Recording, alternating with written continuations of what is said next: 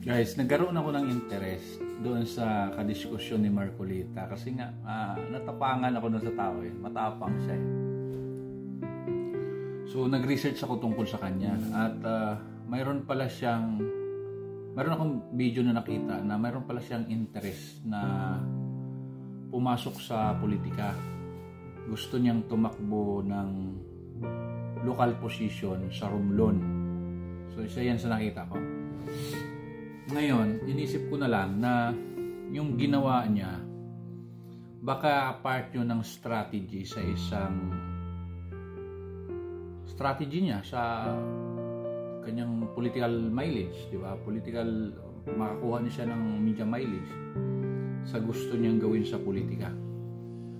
Pero sinasabi ko sa inyo, sa taga-Romblon, kung kayo ay taga-Romblon, pagka ganitong klase ng politiko ang bigyan ninyo ng kapangyarihan dyan, magunos dili kayo.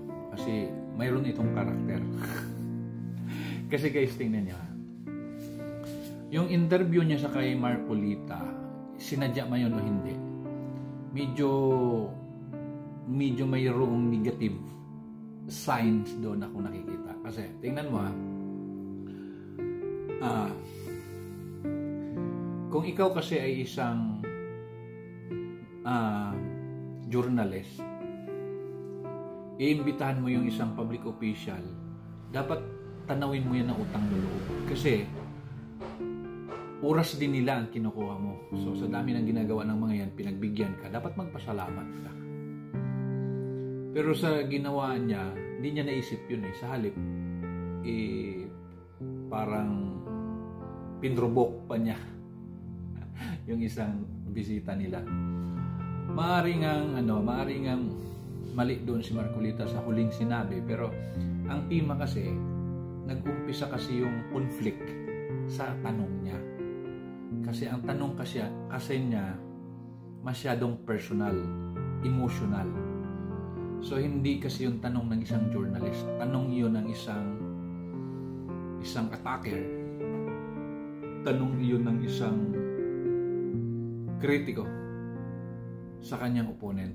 Yun yung mga tanong, hindi yung tanong ng isang journalist. Kasi ang journalist kasi may assumption dyan na sila ay neutral. So sa tanong na yun, hindi siya neutral. Diba?